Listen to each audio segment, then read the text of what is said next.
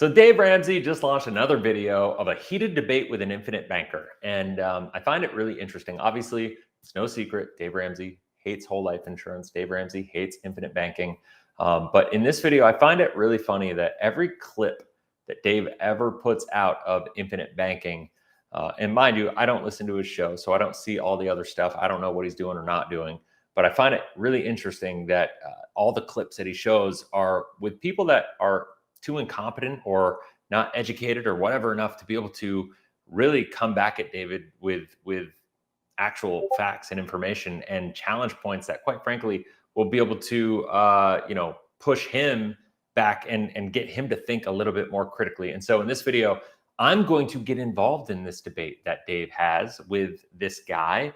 We're going to watch it. I'm going to pause it, and I'm going to respond to some of Dave's comments, because honestly, in this video specifically, Dave straight up lies and makes comments that are so just not factual and so biased, and show that he is just so emotionally driven by this whole conversation with no facts to back it up. And so we're going to get into it. So I'm going to put my thing on here, my headphones on, and we are going to get over here. I'm going to expand the video, and let's go. Hey, Dave. Glad to talk to you. You too, man. Enjoy your show. Thank you. All right. I am calling in response to a video I saw recently that you claimed infinite banking concept was a scam, and actually got quite pissed off about it. So I do not agree with that in certain points that you made in that video. And I have set up a policy for my son when he was 1 year old. He's 5 now. I'm sorry. Say that again? I said I'm sorry. Just the condescension. Yeah, so am I sometimes. No. Dave's so much smarter than everybody. So I set that policy up for him when he was 1 year old. It has a $500,000 face value. We pay. Which, by the way, if it's an infinite banking policy, I'll say this: it's not an infinite banking policy, because with a $500,000 face value, it tells me that that policy wasn't designed in the most efficient way possible. When you design a whole life insurance policy, you want to make it so we're focusing on cash accumulation, cash liquidity, and anytime you have a flat death benefit amount of, say, 500,000 or $250,000 or 100,000 or $1 million or whatever, if it's a flat number, if it's a round number, that tells me that the solve that the agent used to design that policy was actually based on the death benefit, and then they tried to reverse engineer it and maybe plug some paid up additions or plug some other features into it, but it wasn't really optimized for cash accumulation. So that's always a red flag if you are looking to buy a policy that you should look out for. Yeah, that's that. So all right, let's keep this show going. $5,373 a year for 13 years, and it's paid up at that point. There's a few points that I wanted to discuss that I just didn't agree with. Do you want to just kind of take one thing at a time? Sure, that's fine. Sure. Okay. One of the main things was that you claim that the cash value dies with you, and you only get the face value paid out. That's true. That is, well, it's not true if you reinvest the dividends back into the policy. I'm going to let Dave get through his statement here, and then I'm going to get involved, and I'll educate you how it really works. Reinvestment is not cash value. Dividend reinvestment is because you have a mutual company, and the policyholders are the owners of the company. And so the profits from the company come to the policyholder, and they use that to buy paid-up additions. You buy paid-up additions, but when you buy paid-up additions, you do add to the cash value. He says, he straight up lies right there, saying that dividend reinvestment is not cash value. That is I'm going to show you exactly how it works on an actual illustration. That is not the same as keeping your cash value. That's buying extra insurance with your overpayment. But it still works out to be having a cash value much greater than the $69,849 we put into it. But the actual cash value, not the paid up additions, the actual cash value dies with you. Wrong. Okay, so let me do this. I want to get over here. Here we go. So what I'm going to do is I'm going to share my screen here. I want to take a little minute and I want to use this as an opportunity to kind of show what I'm talking about as far as how this works. So I just use this example. This is a policy. You can see no details of anybody. It's just an example policy of a 35-year-old standard non-tobacco. You can see at the end of 35, they're 36 because it's always the end of first year values. But there's some variables here. We got 10,000 a year going in up through year 8, and then the policy drops down because we've designed this. And once again, like I said, you can see here, we have designed this because the death benefit is not a round number. It is designed for maximum cash accumulation. Now, a couple things that I want to talk about. Obviously, Dave says that the dividend reinvestment does not go into cash value. Well, what is this? Net cash value. The dividend reinvestment goes into that column. It is net cash value. Okay. That is one thing I want to show. Now, here's the other thing that he's always talking about is that you lose the debt, you lose the cash value as you get older. When you die, the life insurance company, like let's say we died here at, I don't know, I'm going to do a different color here. So let's say we died at age 50, and we had $254,000 of death benefit. His argument here is saying, well, I'm going to give red because red is bad. That the $128,767 is kept by the insurance company. That is a bad thing. He's saying they keep that death benefit. So that's a horrible thing, right? Like, and so there's a little truth to that, but it's not as clean as what he's making it sound to be true. Because like, what are the options? I always say, because he's going to later in this video, and I'm going to kind of get ahead of the cart here a little bit, that he's going to say that this investment is bad. Oh, that's a wrong font.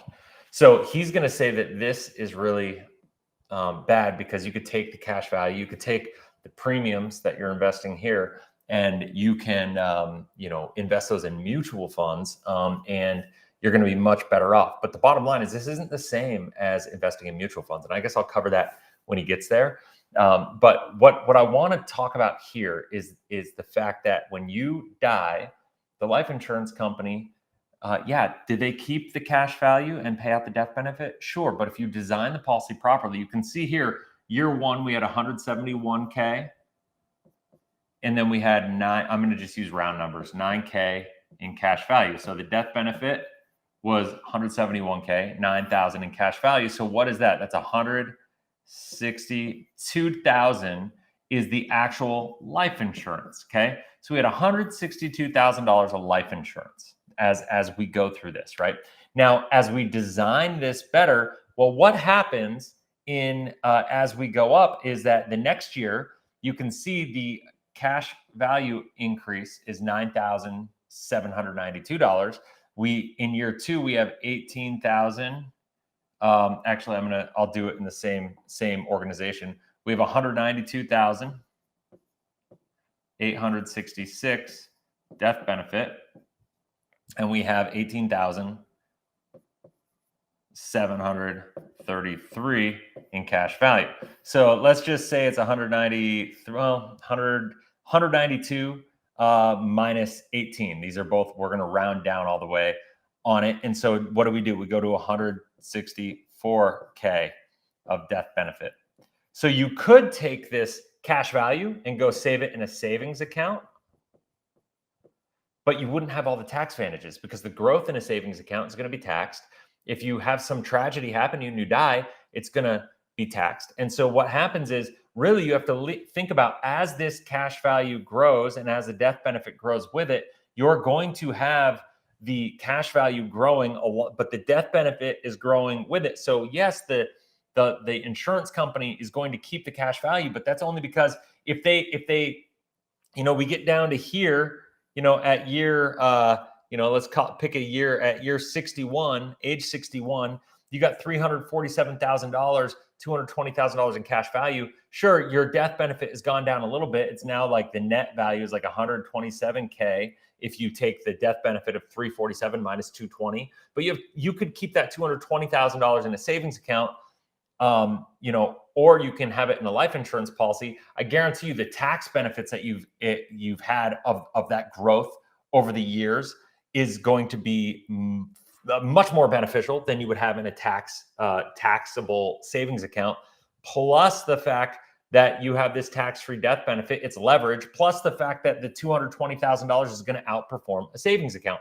The problem with Dave, and the problem that I have with the way he educates people to this, is the fact that he's going to always compare this $10,137 to a mutual fund, to an investment. Doesn't have the same risk profile as an investment. You shouldn't be comparing this to an investment. You should be comparing this to a savings account. And if you compare this performance to an actual savings account, and we look at what we've done here on this level, as far as 10 years in, we've contributed total cumulative premium of $83,000, and we have $98,000 net cash value. Plus, we have the additional death benefit.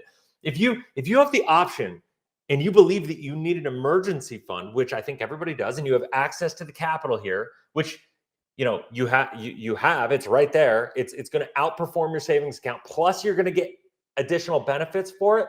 Plus, you're going to have what's called living benefits that you can use later in life. That's really, really, really powerful stuff. Okay, so I'm gonna erase this because I know we're going to come back to this later. Actually, I'm just going to do this in clear strokes because I know we're going to come back to this later and have more conversations on this topic. But that's what I wanted to cover for right now on his topics that he just said. And, now we will get back into Dave's commentary here. No, because yes, it does. Okay, but your death benefit is larger than your cash value. So, right. So what Dave is saying, just to be really clear, in case I wasn't just clear there, he's saying that the dividends is basically the payment back to you based on an overpayment of premium paid. So technically speaking, I don't care what it says in the tax code, Dave. What I care about is real life. What I care about is real results. And the fact is, if you understood why it is classified as that from a tax code and tax law perspective, it's because when life insurance was created, when the Federal Reserve Act was created in 1913, the most wealthy people in the world had their money in life insurance. And they wanted to create a code that allowed them to keep having all the tax benefits while everybody else put their money into banks. And that is the way it is. That was part of this whole transitional system. And I know that you have a lot of problems with, big banks and all this stuff at this point in time. And yet, you seem to want to bury your head in the sand about this topic. But the bottom line is, if I don't really care what you call it, return of premium or whatever, if it gives me a tax advantage and it's still going to outperform my savings account on a net basis, and I have the equivalent liquidity and I get additional benefits, stop comparing it to an investment. We're not trying to get a whole life policy to ever solve the problems that we're trying to get investments to solve. We're trying to get whole life insurance to solve the problem that you need to solve with your emergency fund needs. That's what we're talking about. So stop skewing the conversation because you have an emotional tilt against it. So for me, I looked at it because you bought more insurance. You know what a paid up addition is? A paid up addition is buying additional insurance. Paid up addition is buying additional insurance for a portion of it, but you get and there is a little bit of a load fee that goes into buying that insurance, but the high overwhelming percentage of that extra payment goes into cash value. When I say high overwhelming, I'm talking about some companies have a 6% fee. Some companies have like a 15% fee. It's a 6 to 15% range. And so anywhere between 94 and 85% of the cash that you have that goes into that is going to go right into cash value. So that's really important to understand. So you're buying additional paid up permanent insurance with it. That's how you're able to get more cash value in the policy. But he is factually inaccurate to say that the dividend reinvestment into paid up additions is not going directly into cash value. I just showed it to you. It's going right into the cash value column of the policy. And that's not debatable. That is a fact. That's why you're getting more at death. not because you Right. got your cash value, but because you used your policy dividends to buy additional insurance. Right, but That's different than getting your cash value. If you took those policy dividends and went and bought a term insurance policy for $100,000, well, you'd get $100,000, but that's not your cash value. Well, that's not even the same conversation, Dave. If you took your dividends and you went to buy a term policy, it would be way cheaper and it wouldn't be permanent insurance. Once again, your conversation about buying term insurance is a very scarcity, short-term kind of mindset. We're talking about creating plans that are going to, execute on a guaranteed basis. And so I know this is going to go deeper, so I'm going to just kind of let him go for a minute. I have a term policy. I know, but you missed my point. Okay, you're talking about you use the policy dividends. You use the money they send to you because you're in a mutual company to buy additional insurance. Yes, paid up additions, Yeah, if you for a portion of that dividend is going to be used to buy paid up additional insurance, and a portion is going to go into the cash value. That is how it works. So Dave is completely lying and misrepresenting how this works. Buy a term policy on the side for $100,000 instead with that same money, you would get $100,000 more than your face value. If you were to use all that money to buy a term policy on the side, you'd buy a lot more than $100,000, right? Because the risk, remember, life insurance companies, there's no free lunch. Everything is actuarially driven. There's a reason term insurance is cheaper. It's because actuarially speaking, the life insurance company is almost never going to pay out 99.1% of the time. Term insurance is just a money pit that you put money in as a catastrophic situation. And there's a reason the most wealthy families in the world utilize whole life insurance. I know he's going to cover this, so I'm going to let him get to it. But that's not your cash value. That's additional insurance. They're different. Right, they are different. In term, you don't have cash value to borrow against. I'm aware of that, but your point was that you don't lose the cash value, and my point is 100% of the time, by definition, you lose the cash value. Once again, I mean, yes, you lose the cash value. But if you do it the right way, and if you design the policy properly, the death benefit will increase as the cash value increases. So while they keep it, the net death benefit will remain pretty comparable, right? If not better in early years of the policy, so it can help solve more problems, right? And so when we look at this, I think it's really just important to understand not just what, but why all these things are done, and how, I don't care about the terminology. He focuses a lot on the terminology of things about the tax code and the tax law. I care about real life results and how is it going to be impacted? How is my life going to be impacted by how these things actually perform, right? That to me is the thing we need to be thinking about. So anyway, let's go. Value. So as I said, tit for tat, if he lives to be 80, I'm looking at the readout here. If say he only lives to be 80, okay? All right. The cash value will be worth about $2 million, but the payout for the death benefit will be $2.6 million. So, technically, yes. So you take the cash value. So I bet you when that kid got his policy, so it's $2 million to $2.6 million. So my guess is if this policy was designed properly, and it wasn't, well, I know for a fact, because remember, the face value on that policy out of the gate, what did he say it was? It was a $500,000 face value. He's paying just over $5,000 a year for $5,000. So what happened was he built it up to $2 million of cash value, and it had $2.6 million of death benefit. That means at the end, the life insurance company is going to keep, if he died and never used that cash, the life insurance company is going to keep the $2 million, but they're going to pay the $600,000 out above and beyond the cash value that's available. That means his death benefit actually increased. So he could have kept that $2 million in a savings account, or he could keep it in a life insurance contract where it was going to grow. Because remember, in a savings account with the returns, you're not going to have those returns like in a savings account that you'd have in a whole life policy. So you're getting better than savings account returns. I always kind of tell people you get bond-like returns. This is not a sexy thing. Whole life insurance is not designed to be an investment alternative. To think that it's going to beat investments that entail a lot of risk and have a product that's guaranteed, that's basically got the profile of a bond, but it's going to have savings-like liquidity. That's what you're getting. You're getting bond-like returns with savings-like liquidity that you can leverage for other areas of life. That's why I wrote my book, Cashflow Hacking. It's why we always leverage whole life insurance for real estate transactions, because it just makes sense. Math works.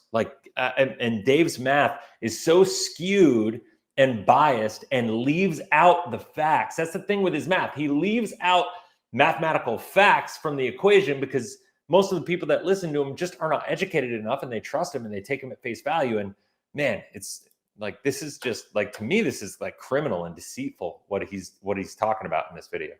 You're taking your policy dividends and go buy term insurance with it, and you would have more than you're talking about because you get a better buy on the insurance than you're getting with this rip-off whole life crap.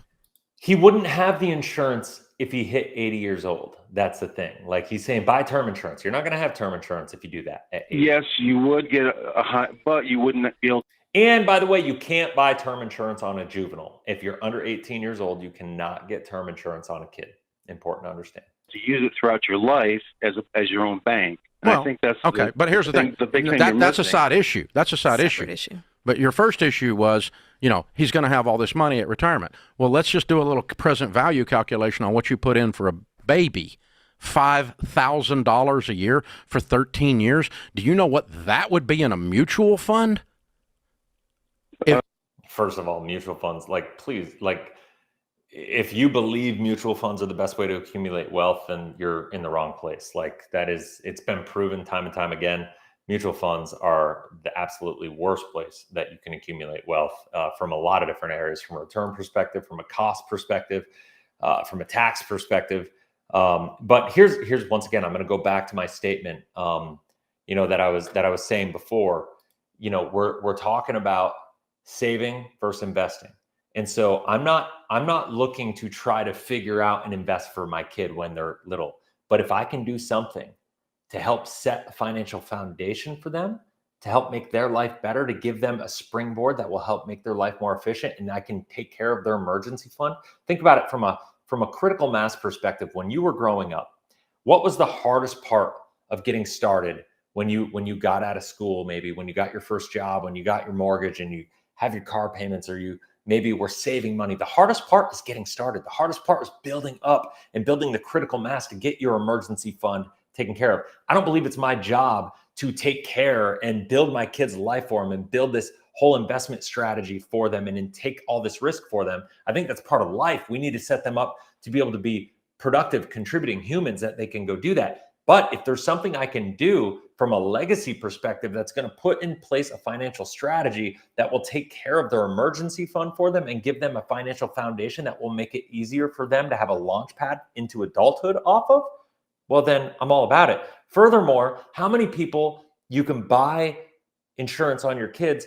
How many people, it's a pretty high percentage this day and age, when they're 7, 8, 9, 10, 11, 12, 13, 14, 15, 16, 17 years old, wind up getting some sort of health development that makes it so they're completely uninsurable, whether it's a Crohn's disease, diabetes, something of that nature. And you have the ability when you're really young to lock that in place and handle their emergency fund as they get older, do some college planning as you go through, because remember, any cash value in a whole life policy doesn't show up against your expected family contribution. So for people that are looking to plan for college from a young age, it's extremely powerful.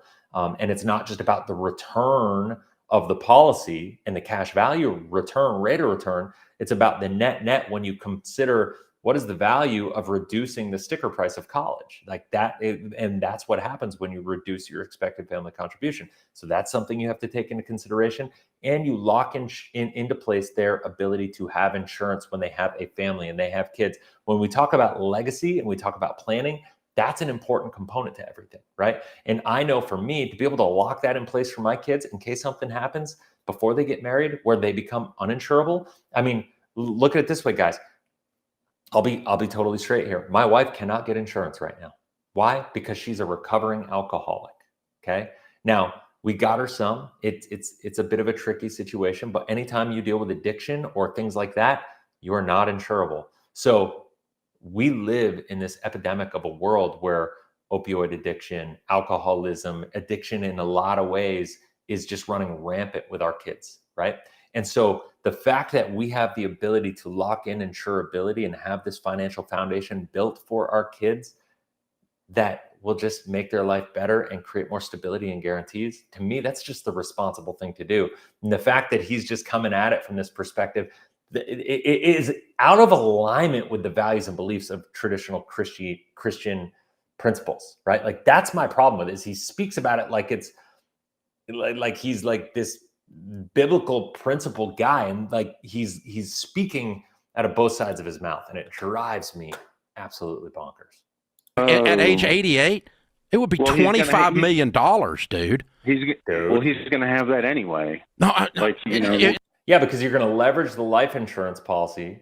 If he wants to, he's going to go take the risk. He's going to have that as a springboard. He can go invest in real estate. He could do other things that will be way better than any mutual fund will do. And if you don't believe me, I'm going to encourage everybody to go down below, get my book, Cashflow Hacking. It's got all the math in here to show you combining real estate with life insurance, whole life insurance specifically, not index universal life, what it can do for you if you do it the right way. Instead of putting it into this ripoff thing and making 4% on your money, and when he dies, is a savings account for your emergency fund a ripoff, Dave? No, it's about expectation management. Stop thinking your whole life insurance policy that has all the guarantees and security of a savings account and a bond is going to have the returns of a highly risky mutual fund. He loses his cash value. If you had put this in a good mutual fund, you'd have 100x, 10x the amount of money, and that's your infinite freaking bank. People when you bait, but we're only putting in 70,000, and he's going to be.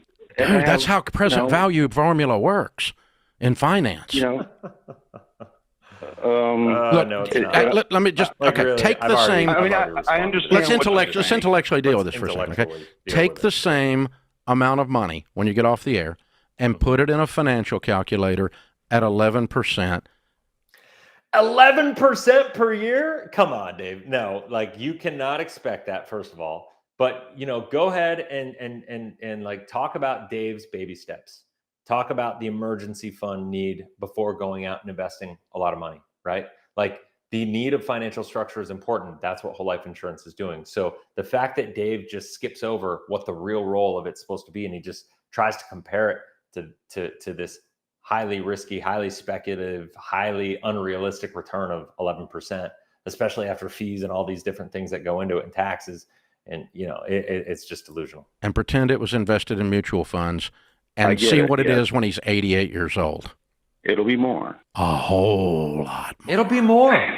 Sure. But now show me what I'm going to be able to do when I have my kids start investing in real estate with me, because I run a real estate investment fund and I coach my kids to know how to, invest in themselves. And I'm going to coach my kids how to invest in real estate and to invest in things that they control the outcome and the results of, right?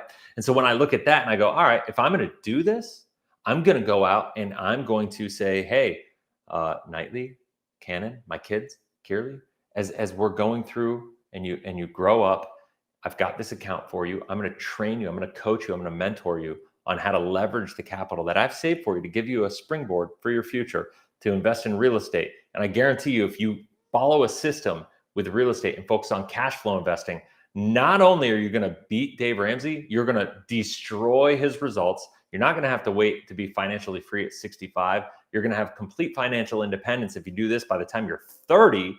And then from that perspective, also, the tax benefits that go along with it are going to trump and destroy anything you're going to do in a mutual fund. So combining whole life insurance with real estate or a business is going to absolutely annihilate anything that Dave Ramsey is talking about. Yet he doesn't want to have the conversation from a full spectrum, like planning view, understanding that like the idea of giving up control of your money, putting your money into an account that you have no control of, maybe in a 401k or an IRA, that goes into a taxable environment, that you are out of control of all the variables, and you basically are not putting yourself at the center of your own success. To me, that's at least for me, it's out of alignment with my values and beliefs. So I don't know. Maybe I'm crazy thinking I have to have responsibility for my own results and not outsource it to somebody else. And he'll have that too. With this, to me, is a way to no, he doesn't have that too. To borrow against. That's called opportunity cost on your money. You put it into something that's going to make him at 88. What's opportunity cost on an investment when it goes in and you lose money? like 2008 or 2020. He'd have $2.5 million, and he should have had $25 million because you screwed up and put it in the wrong thing. Well, we wouldn't. He's ignoring, once again, what it could do if you leverage that money. Dave's assuming you're just going to let the money sit in a whole life policy. I'll agree with Dave. If your plan is just putting, well, first of all, putting $5,000 a year, so I think he said it was a total like $65,000 or $70,000 that went into this policy. To me, that's a good number. Like, put it in there. Now your kid's emergency fund is taken over. But to think that, and if you just let it sit, it was going to get to $2 million. But the kid's not going to just let it sit. I promise you, with this dad, with his mindset, I guarantee this guy is going to coach his kid to go and leverage this money. And that 2 million is going to turn into not 25 million, but probably 40 or 50 million. That's how it's going to work if you give it that kind of time frame, from like when he's 22 all the way to 80. We're talking about a 58-year period of time, 58 to 60-year window of time, that you can grow this $2 million up. And if you do it with real estate and you take all the things into consideration, it'll be way more than anything a mutual fund would produce. We screwed up and put it in real estate too, and he's going to get real estate. Well, then put the money in real estate, but don't put it in this crap. I have to respectfully disagree. Yes. Well, on what basis? He's getting more money if you put it somewhere else.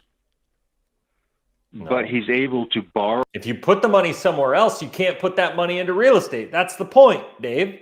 If you're dealing with the same dollars, you can't put it into mutual funds and they say, hey, I'm putting that money into real estate. When you put it into whole life, you can then take that money and put it into real estate. That's the point. Against this. Hey, if you've got 25 million in mutual funds, you can borrow against it. But he's going to have to wait until he's retired to get that amount of money. Okay, so you're going to. You can borrow against mutual funds. You can leverage it as you get older. As the accounts get bigger, you can leverage it. It's going to be a smaller loan rate percentage. If you have whatever amount of money in there, they'll let you borrow between 50 and 70% of your account value to leverage it and guarantee it, secure the loan with that. With whole life insurance, whatever the cash value is, they'll let you borrow 90 to 95%, or you can even do a cash value line of credit for up to 100% of the net cash value in the policy. So if a bank is willing to do that for you, think about it. Like, there's a reason. Teach him that the way he becomes wealthy is borrowing against money that his father invested for him. That's how he builds wealth. No, he's not borrowing against money his dad invested for him. He's borrowing against money his dad saved and put into an emergency fund and an opportunity fund for him. That's the purpose. Said no one rich ever. Said the Rockefellers use this product to. No, they do not. Okay, so now he's lying. Hold on, I'm going to let him get through this. The guy just said banks do this, and David said no, they do not. Ready? Here we go. I'm going to listen to this for a sec. You've been watching too much TikTok. Banks do not use whole life. Not ever. Banks nowhere. No banks sell. I would respectfully. Banks don't sell whole life. You're right, because that would go against their system. What banks do is they use whole life. Look at the assets held by these banks. Bank of America has $24 billion in whole life insurance. Wells Fargo, $19 billion. Chase, $12 billion. PNC Bank, $10 billion. Look at the list. It goes on and on and on. You're right, Dave.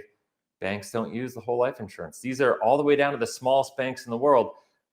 We're 610 banks deep in this, People's Community Bank here at 609, $20,453,000. And if you know anything about the fractional reserve banking and what banks keep on reserves, and you understand that life insurance, and this is just a fact, guys. This is a fact, and this is David's straight up lying. I'm showing you right here. As whole life insurance on the balance sheet of banks is considered a tier 1 asset, meaning that banks take this and they do pension plans, and they do key person policies, and they put whole life insurance as capital reserves as a tier 1 asset for the bank's balance sheet. Now, if you understand anything about fractional reserve banking and the fact that most banks don't have a lot of reserves because they don't need to keep reserves right now with the fractional reserve banking rules that were updated because of COVID and the pandemic, the fact is 24 billion is a real high percentage of the reserves that these banks keep on, and it produces more and more and more leverage for the banks. And I'm just going to scroll down. I want to see how many banks are listed on this thing. It's pretty incredible. Yeah, Dave. Yeah, banks don't do this. Oh, banks. I mean, I'm seeing over 1,000 banks. Over 1,000 banks. Look at this. How many banks can we go? These are all the banks. Like, I don't know how many banks there are in this country. This is pretty incredible. I'm just scrolling down. You know, we're getting to some small banks. You know, we're getting to some small areas. But like, look at this. 2,700 banks. I'm deep. Like, let's see if we can get to 3,000, and then I'm going to stop. You're right, Dave. Your banks don't do this. There's over 3,000 banks. 3,000 banks that have utilized whole life insurance as a tier 1 foundational asset to help the stability and solvency of that bank. Okay, so why would anybody do it? Why? Yeah, you're right. But there's a great book, Barry Dyke. Everybody should go read this book. It's called The Pirates of Manhattan. And Barry Dyke, you know, goes through his emotional, I don't know, raging against whole life insurance that has no factual backing. To me, is just it's really, really frustrating. The fact that he's like, I mean, he just lied. Banks don't do this. I don't know if Dave is intentionally lying or if he's just so ignorant and so stubborn. And so he has so much confirmation bias built into him that all he wants to see is what he wants to see. And he doesn't really care. The facts don't matter to Dave anymore. No, they don't. They do not use whole life insurance. Yes, what they bank? do. Well, I just showed you. we Dave, watch Google this it video, and buddy, see what you'll learn typically something. banks do with their money. But I believe Typically, banks never put money. Let me tell you what banks do. They put it in bonds. They're required to. They wouldn't be allowed by federal regulations to No, put it in come whole on. life. Really? Do you guys want to see the list again? This proves the level of incompetency that David Ramsey has when it comes to whole life insurance. It's not a Okay. place to invest money because it's a whole. It's a place to save money, period. Banks shouldn't be investing, right? Your emergency fund should not be investing, shouldn't have the risk profile. We're talking about saving, y'all, not investing. Dave, get it right. Give me a call. I'll teach you about it. Horrible investment. The rate of return 4%. sucks, and when you die, you lose your cash value. I know, but There gets to a point where people ask me why I get so fired up about Dave Ramsey. It's like, does it ever get old just saying the same things over and over again and not like questioning whether you're right or wrong? Because if he was actually questioning himself, then he would have to come to different conclusions than what he's saying, because facts are facts, math is math, history is history. I mean, what he just said about banks is a classic example of how emotionally biased he is. The confirmation bias is like nothing I've ever seen. He has no facts to back it up. I just showed you the facts about what's what. And that's just one example, right? Like the rest of the way that he talks about the life insurance company keeping your money, that's a half truth that's skewed to fit his paradigm and his story, that doesn't even have backing, that I could blow that decision up or that position up all day long. And he likes to make videos like this where he finds somebody that doesn't have enough education to back himself up, that he bought it, and he bought it probably from somebody that had some pretty good information.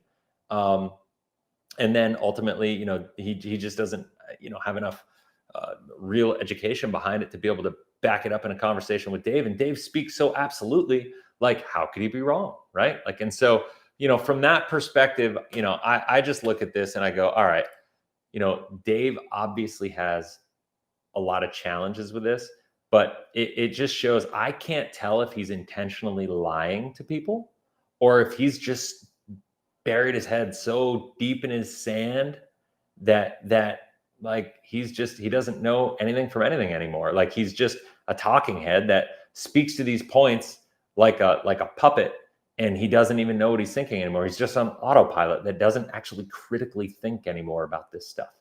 And and I think it's probably to the point where he spent 2 decades fighting the story. My guess is what's happened is he's learned the truth, and it probably ticks him off.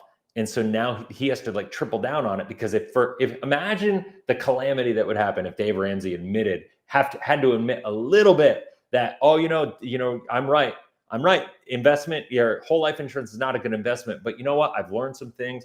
Maybe whole life insurance is a good emergency fund. Maybe it's good for safe money. Maybe it's a great alternative for that. I did some learning. I learned that it's going to give you bond-like returns and savings-like liquidity and other benefits, additional benefits and living benefits and things that you're going to want even after, your need for insurance goes away. Maybe when your kids get older and you follow my plan and you have everything taken care of and you don't really quote unquote need insurance, there's going to be other things that you have during retirement that you need, like living benefits, like alternative medical coverage, right?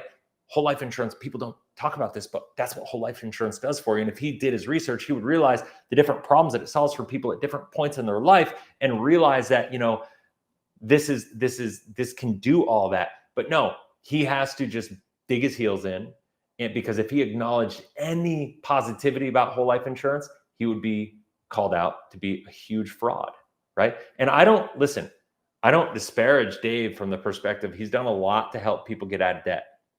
If you're somebody that has a hard time and you're spending more than you earn and you have no discipline and you need a system to do that and to get your finances from a basic level in order, Dave is great. He's great for that.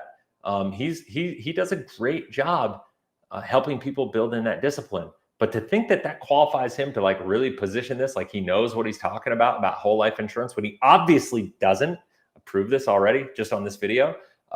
It's sad. So, all right, let's go. Let's see if I can get to the end of this video here. This is going longer than I thought it would. You're making it sound like I'm losing money on the whole. You're leaving money on the table.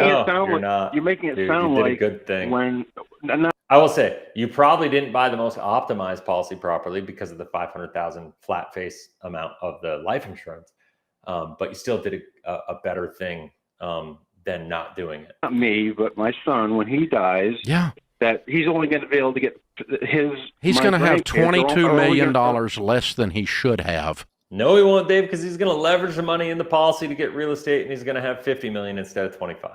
If you had put this in a good investment. Well, you had mentioned that the cash value dies and you only get the face value. That's correct. Not true. That is true. That's not. No, it's not. I just covered that with you for the last 10 minutes. Paid up additions are the only way that cash value increases unless you're using a universal life program B where you pay extra to get the extra insurance, which I'll agree with him on the universal life insurance part. Which is another form of paid up additions. No, well, I'll take that back. The option B in an IUL is not another form of paid up additions, but it is a much riskier way to go. And I don't like universal life in general, IUL or traditional universal life in general, because of the contractual elements of it. I always want to buy a life insurance policy for safety and stability and control and guarantees. And IUL, you don't have that. Whole life, you do. And so I bet you on IUL, Dave and I will agree on a lot of things. That isn't coming out of my pocket, though. I put $70,000. It is coming out of your pocket. It's coming out of the policy's pocket. I know. The policy, you put the money in, dude. And then it paid you a dividend, and you chose to buy more of this crap with the dividend. And you're calling that I kept my cash value. No, you didn't. You bought more insurance. Well, I know that I put in $70,000, and at a certain age, it's going to be at age when he's 15 years old, that's going to be paid up. Yeah. Jim, you understand what paid up is? You understand if you're alive, that there's a probability of your death. And so 100% of the time that a life insurance program is paid up, it means that you prepaid it. That's all. That part is true. All it means. Because as long But you can pay it up, and the faster you pay it, the cheaper the mortality expenses, because it's the time value of money calculation that goes into it. And so by paying it up faster, you actually reduce the overall expense of the life insurance over the lifetime of the contract. As long as there's a probability of death, there's a cost. So the insurance company has always got a cost as long as you're alive. But there would be no cost after year 15. If he paid it up at year 15 or 13 or whatever year he said, after that point in time, from a cash flow perspective, there is no cost. The costs are prepaid, but the costs go down for prepaying them, right? It's kind of like anything else. You get discounts when you pay early. It's actually an extremely efficient way to do it if you can pull it off, if you have the cash flow to do it. There is no such thing as a paid up.